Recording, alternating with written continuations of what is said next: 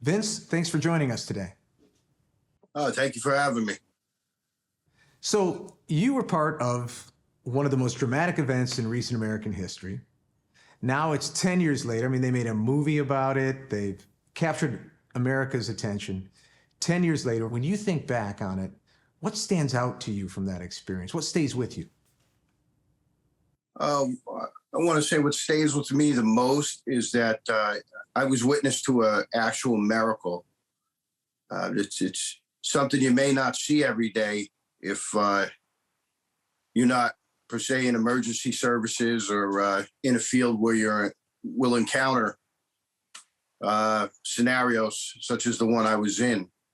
And you said prayer was key to that moment, and I'm sure it's been key to your life since then. Talk about just the way it affected how you think about prayer and how it affects how you pray now.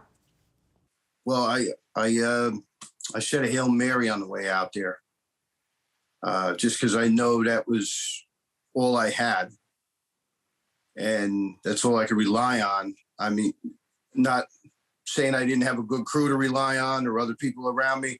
I'm just saying personally, so that I could keep my composure, because I wasn't sure what kind of scene I was going to pull up to. I didn't know what I was going to be seeing. I mean, there could have been some sights out there that were unpleasing to the eyes. So I said my Hail Mary. That's always been one of my favorite prayers. I growing up with it, I could say it in 3 different languages, Latin being one of them, Latin, Italian, and American. Do you get to pray it with your family? Do you pray the Hail Mary with your family? Sure. With my wife, with her, we do a rosary. I participate in a lot of rosaries around town outside of Planned Parenthood per se, or other clinics of that nature in the area. So events like this, they put you in a situation, and sometimes we're not even sure what's going to emerge, what's going to happen to us. As you look back on it and you think about it, what did it teach you about just leadership or stepping into the moment as you reflect on this particular moment? And has that stayed with you through your whole life? Have you thought, this has defined me in a way and it's important that I keep acting like that? Well, yes, right there. What was a moment for me? I proved a lot to myself. And again, I give all the credit to God for that. I want to say since then, I've always made training a priority every month to make sure the drills are done and they're done right. And now being in the position I am, I'm the port captain for the company. I'm in charge of the fleet. So I really put it on the guys to do their drills and reiterate a lot of knowledge that they first had when they came in, everything they learned. I wanted to make sure they're on top of that. So now what do you want to say to your brothers? So this goes out to every night, this show.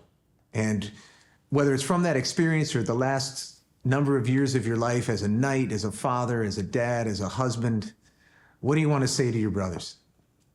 Well, I want to say to my brothers, well, being a district deputy, the first thing I want to say is return his emails.